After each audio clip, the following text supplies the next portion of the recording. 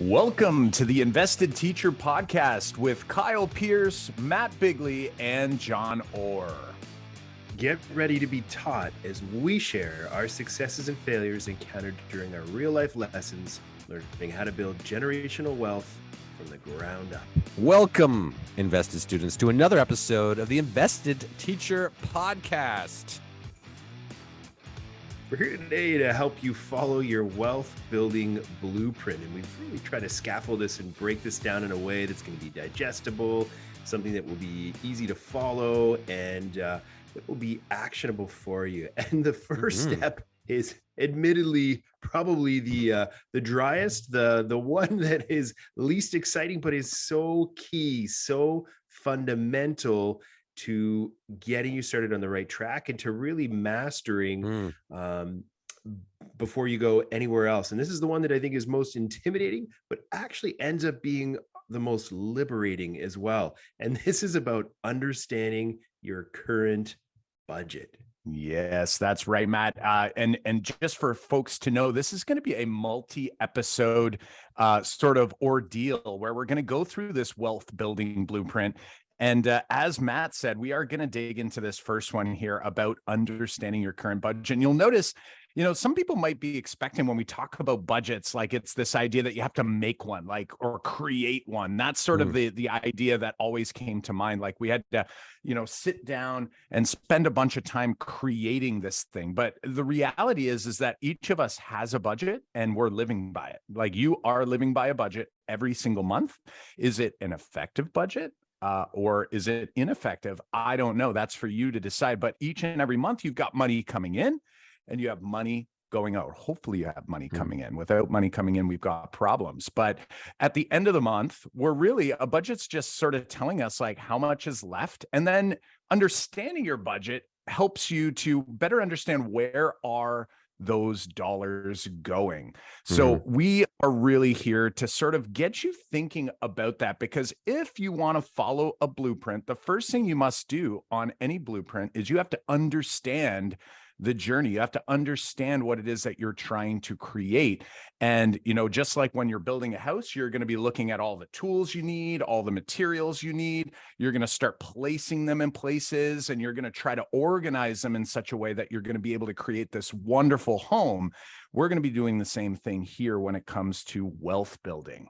Yeah. And I'm glad you brought that up, Kyle, because I think we're going to talk about in these next few episodes, different ways to build your wealth and get started in building your wealth. And I think that's the key thing here is by the end of listening to not only this episode, but the next episode and possibly the episode after that, you will have a better understanding of where to grab or find, this pocket of money or these ideas on how to get started in building your wealth from nothing. I think that's the key idea here. It's like, I want to get started and change the trajectory of my financial future. And I'm not sure exactly where to get started there. And that's what this episode series is all about, how to get started there. And like these guys had just kind of outlined at the beginning here, the first step we know is all about kind of designing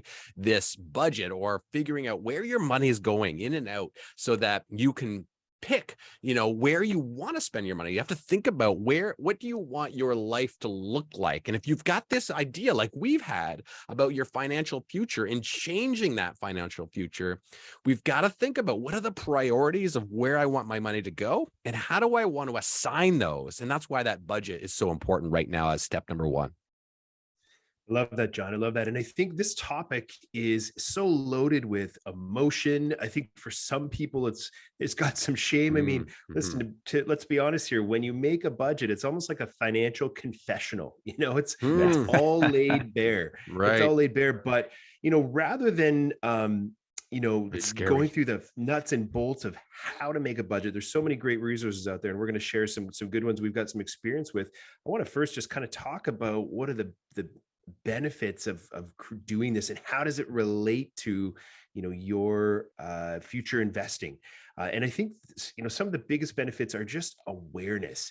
And it doesn't really matter where your money's going as long as you're aware of that and you've made a conscious decision to make that a spending priority. I think that's a big thing. It comes down to two kind of fundamentals. You either spend less or you make more. And if you've decided to spend money in a certain area that someone else hasn't, there's no judgment. It's just a matter of being aware of that. With awareness comes better control. And, of course, fundamental to investing is having some extra money to be able to use to invest. And so being in control of your finances and feeling in control, I don't know about you guys, I'm a big control freak in so many areas of life. And so whether it's ugly or whether you feel, some shame over where some of that excess spending is going, or whether you're totally okay with it, I think the idea of being in control and then being able to decide where those priorities are is so important. And ultimately, I think is if you can get really honest with yourself and you can really go through this self-assessment that so many of these resources and programs will take you through, you can master these fundamentals. And this is something that it doesn't actually matter what your financial history is. It matters what your financial trajectory is. And so if you can get on the right trajectory, it doesn't matter what happened before. You go through this honest self-assessment and this self-appraisal, you get yourself on track with some fundamentals, and that trajectory can totally and completely change for you. I love it. I love it. One of the books we were chatting about before we hit record, John brought this up, is one that all three of us have read. It's called I Will Teach You to Be Rich by Ramit Sethi. And this book is a really great one. We'll put it in the show notes so that you've got a link there that you can jump over to Amazon and have a peek. But something we really like about this book is his approach to budgeting really aligns with our thinking around it too. And he sort of discusses this idea of like getting a vision of what life you want to live, and then basically budgeting the things that you've got to budget for, and then all the rest is gravy.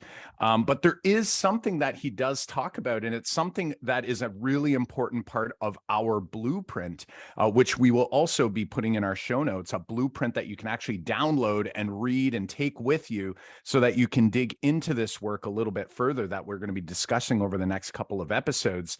But this idea of like, if we get everything in order, so you get your groceries, you need to do that, you need maybe rent or mortgage payment or the things that have to happen in your life, there's one that we're going to slip in there, and we're going to start talking about it now. Something in your budget that you need to have is paying yourself first. So like even ahead of groceries, even ahead of your rent, even ahead of any of the other car payments or whatever you have lined up, if you can bump that one up to the top of your budget, and again, you still need to take care of the others. We're not going to ignore any of these other expenses that have to be taken care of. But if we include that as a primary or a priority, then whatever is left over, and this is from this I Will Teach You to Be Rich book, this idea is like whatever is left over, you could do whatever you want with. And I think that messaging aligns so well with what we're trying to discuss because, hey, listen, I'm not the type of person that goes out and shops and buys a bunch of things. Like I don't buy new clothes unless my wife says, hey, like it's time for you to wear new clothes. Like it's becoming embarrassing, Kyle, to go into public with you. That's when I spend money on things like that. But there maybe there's somebody else listening who's like, I love shopping. I love new clothes. If that's what makes you happy, guess what? You get to spend the remainder of that money on clothes. But you have already paid yourself first. And what we mean by paying yourself first is this idea of putting money aside in some way, shape, or form. We'll talk a little bit more about that shortly. But you're going to put this money aside, and that money is intentionally going to be put into your investment strategy, be it your first investment strategy. Maybe it's a variety of strategies, depending on how far along in this journey you are. But ultimately, that money is being put aside because you know that that money is going to have a significant impact on your financial freedom into the future. It's going to actually change or potentially change the way you live your life well into the future. Whereas that clothes or the clothes you buy, or maybe it's the Starbucks you like to buy every day or whatever, any of those other things, they might be things that make you happy now, today, in this moment. they're probably not going to make you happy 10 years from now, 20 years from now, or well into retirement. So that's a big idea here that I think is really important for us to think about, is that, again, we don't want you to, some people may have already turned it off there, guys. Like, they're like, I don't want to do a budget. And we're saying, listen, it doesn't have to be like everything line by line, that you know exactly where every dollar is going, but you just have to make sure that that priority list starts to shuffle, and that paying yourself first, if you put that first, that will naturally leave you less to spend in some other areas, and then you're going to figure it out from there, right? Yeah. And I'm glad you brought that up, Kyle, at this point, because, you know, our second, you know, where our first tip to creating your blueprint and following your blueprint is to make the budget. I think we still got some more things to talk about there, but the second one is to pay yourself first. And I'm so glad you brought it up now, because if you don't pay yourself first, so think about the opposite, right? If we don't pay ourselves first, what happens is we say we don't have enough. We don't have enough money to start that investment, or where do I get that money? So like, I need this extra pot, or I have to wait for like a windfall of money to come into my life before I can start investing. Some people think that, right? It's like, well, if I all of a sudden got this chunk of change, I'll take that and I'll put it down into this first investment, or one of my investments, or maybe it's my retirement investment accounts. But if you don't pay yourself first, that there's no money there. Where if you switch it around, if you say, look, I'm going to dedicate this money here, and then that will fill up, and then all of a sudden you'll have less money to spend on other things. So it's really important in designing that budget, like Kyle said, and to figure out what are the main priorities of where you want the big chunks of change, or the big ideas of your money to go. Like, yeah, you got to pay your mortgage or your rent. You've got to pay for groceries, right? You've got to pay for, you know, your health insurance, or your life insurance, and all those kind of insurance-y type things for your home, and all those kind of home expenses. Like, there are fixed expenses you can't maneuver, but there are other things where it's like, I know that from when I started to make my budget, because I just did this recently, and I think this is why I wanted to make sure we talked about the budgeting in this episode, was that you start to see, if you do, Kyle, track line by line of where your money goes, it's eye-opening to see where this cash all of a sudden starts flowing. And because it's like, oh, wait, man, I was really scared to make this budget, but now you can see I'm spending a ton of money over here that I don't think that area is a priority for me and my family. I think this is where the priority should be. We got to steer this money over here so that we can set that aside. So, but if I set it aside now, if I put it here now, I won't have the money to like burn over here just willy-nilly when the time comes, because I know that's already gone. And I think that's so important about paying yourself first, is because all of a sudden it will be taken care of, and you know you're on the right track to that financial future. So paying yourself first is intermingled with the making the budget. And I think you've got to make that budget so that you know that you can pay yourself first, because we all can. We just have to make that choice. I love that, John. I love that. I think what's so interesting about, people who have maybe already got a good job, a teacher, a nurse, an engineer, any of these people in the demographics that you're comfortable, you're making enough, but it's really about this decision, to become wealthy or to grow your generational wealth. And so that's where it can be a little bit of a mind trick, because, you're getting by, you're okay. Like you're at that's, income level where you've got maybe a pension at the end of your career. You're going to get by, but, are you going to really change your wealth trajectory here? And I think the big things for me to take away with this budgeting conversation and paying yourself first, it comes back to that awareness and that control. I think what your priorities are can evolve over time. I can remember early on in my wealth building with my wife, we used to, skip taking vacations so we could, renovate part of the house. We'd buy a new air conditioner instead of going away in the summer, because really the money was finite. We weren't necessarily bringing in, we didn't have a side hustle at the time. We didn't have second jobs. We weren't doing other things to help build our wealth. So recognizing that money was finite, we had to make some, some really tough decisions about what our priorities were. And that certainly has evolved and shifted over time, although we're always going to be people who I think, see the opportunity to spend money on something where we'll get a return on, maybe ahead of something that we'll enjoy. So that's been a big shift for us.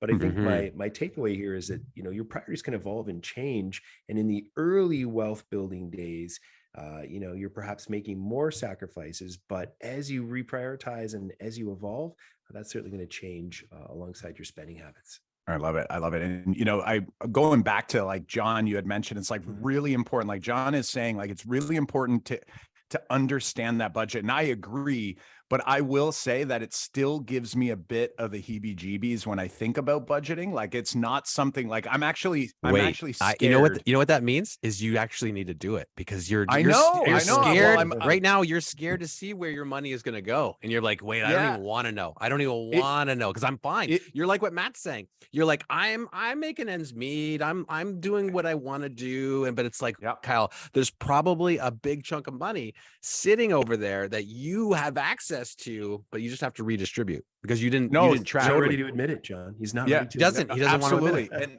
And I will say, I mean, I don't want to get myself in trouble here, but there's you just looked upstairs. Partner. He just looked upstairs. He's like, there's a second partner in this equation. I have to have a conversation with somebody else. Yeah. And you know what? The thing is, and I guess here's what I want to share about that is, yes, you have to understand your budget. I definitely don't have a full understanding of it. I do, but I don't, because there's things that I think in our household we spend on that I don't like that we spend on, but other parts of our household are okay with spending on, right? So there is that balance too that people have to think about. That balance. Right. And you notice I'm treading lightly here, right? Because I don't anticipate that my partner is going to be listening to this show anytime we'll soon. We'll send it to her.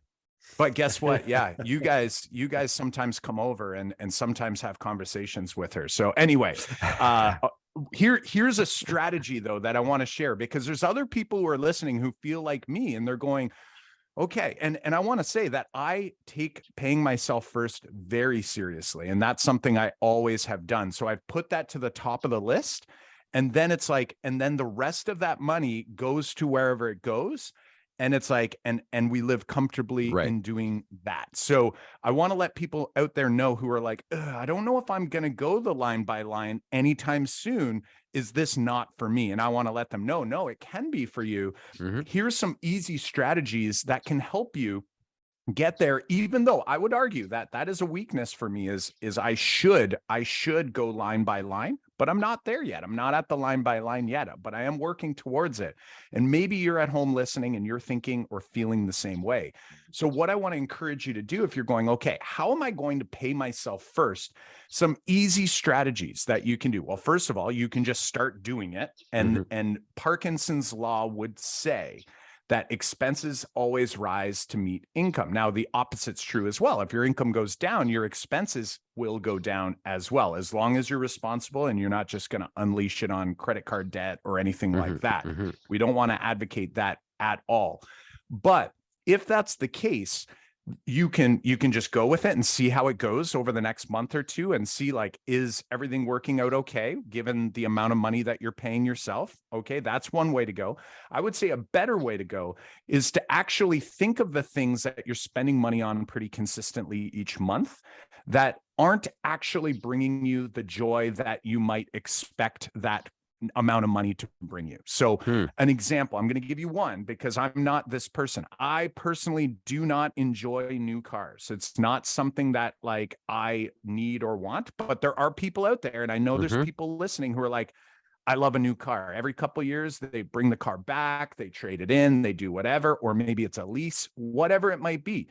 If you look at that and you go, okay, is, and you think about it, let's say it's a $500 a month payment. Now I think that's low. Like nowadays for a new car, it's like $700 for a new car, More, you know, or something, or more, depending. So if you're spending, let's say $700 a month on a new car, my wonder is how much joy is it actually bringing you? Like, I know it brought you joy when you were at the dealer and you bought it. I know it brought you joy for maybe the week or two, or maybe month after you had it. But I wonder right now, is it bringing you the same amount of joy? And when you see that money going out the window, is that money leaving? Is that going to give you joy a year from now, 5 years from now, 20 years from now? Now, I know you're going to need a car. So you're thinking, well, what do I do? My thought is, hey, if I can get a good used car in order to cut that payment down, right? And you're probably still going to have a payment, I'm guessing, of some type. But like, let's say you cut that $750 payment down to even half, like even if it was $400 a month, you've now just freed up a few $100s to put towards that paying yourself first fund. And that's just one thing. Like, I know a car's a big one, but that's just one thing. There's other things in your life that you're probably doing out of habit, not out of the need for it to bring you joy. And it's almost like sometimes we get so entrenched in what we do that we assume that we can't live without them, when in reality, if you were to simply remove it or replace it with something else, then you actually, your life would probably be exactly the same now, but maybe dramatically different later.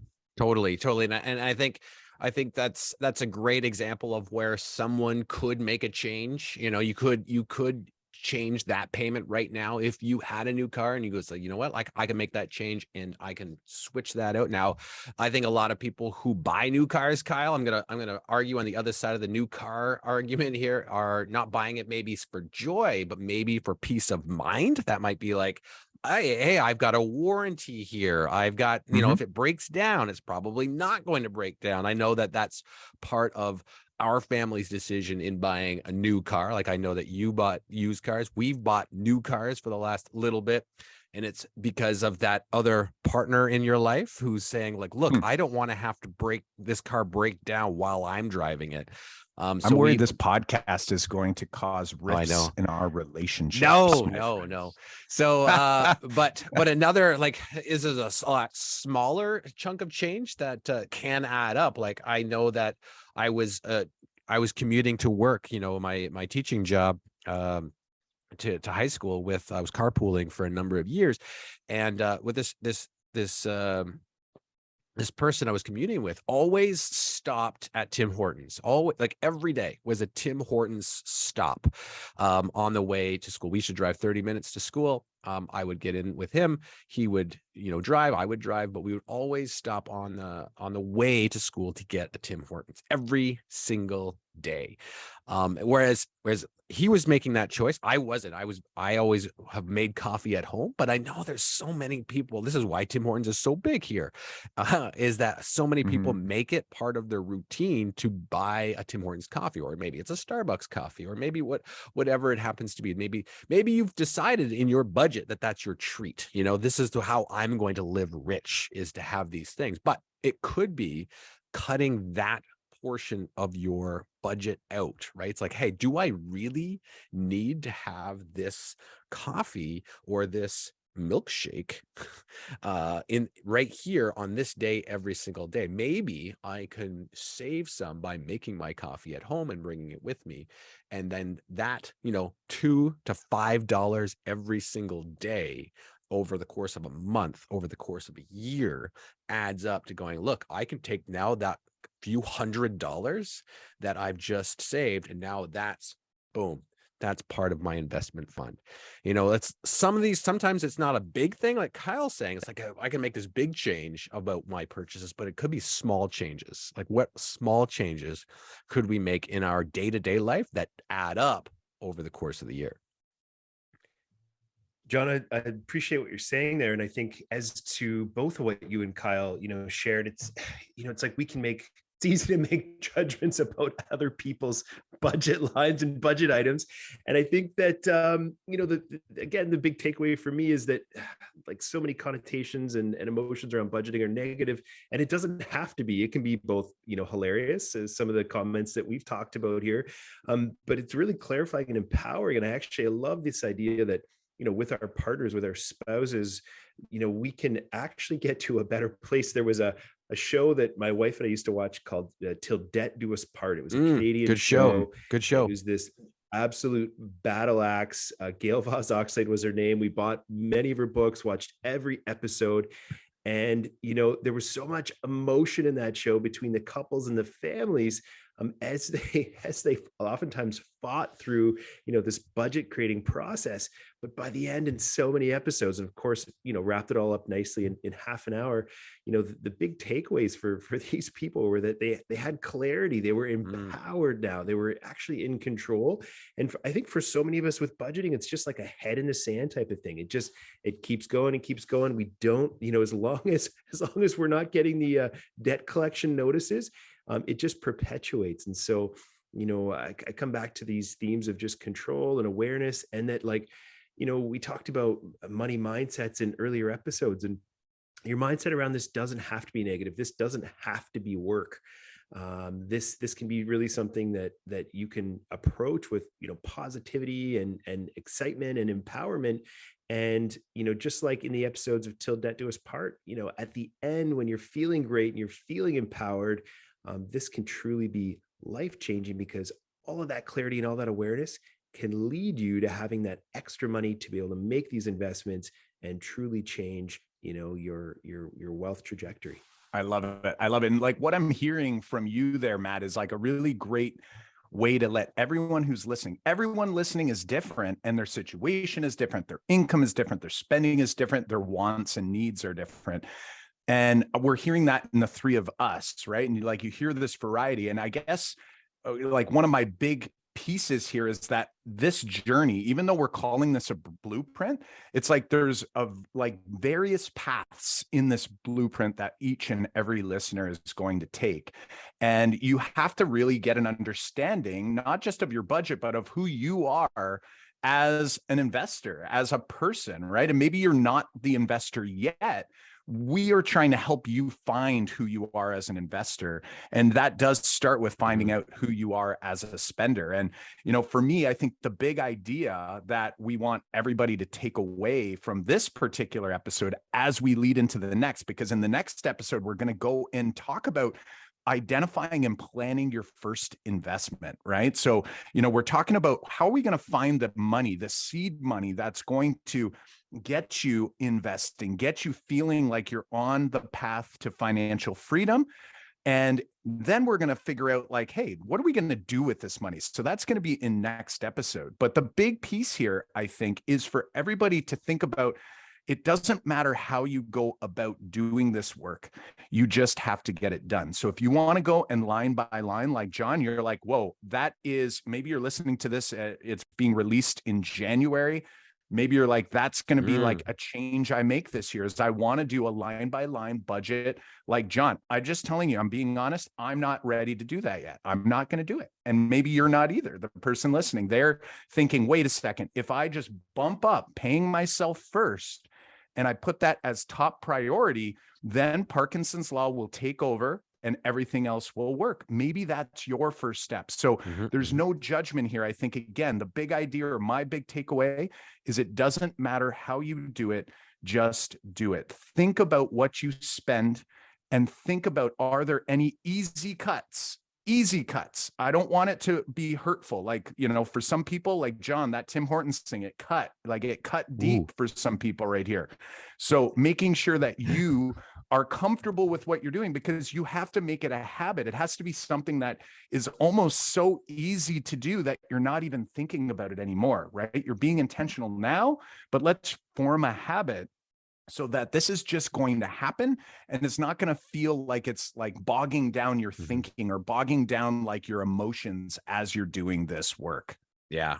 Good good ideas to leave off our listener here with, Kyle, as we prepare to think about how we're going to make those investments and what we can do to change the trajectory of our future wealth. So just as a quick recap here, we're talking about in this episode your wealth building blueprint, and we've got a number of steps here for you to go through and think about your wealth trajectory. We talked about two here in this episode. The first one is making a budget and thinking about your budget. And we've given you some tips and some ideas on how you can go get started with that and how to think about that budget.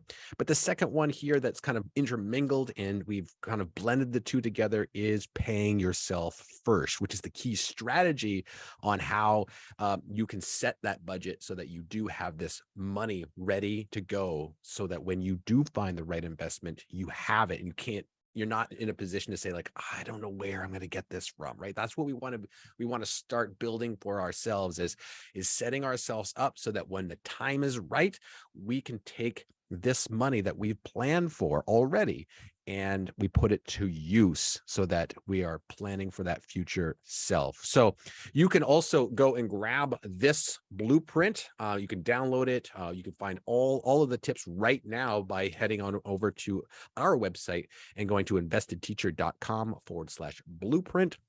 That's investedteacher.com/blueprint. You can grab that document and you can start looking at it. You can read it. You can write in it. You can start to plan that invested future for yourself.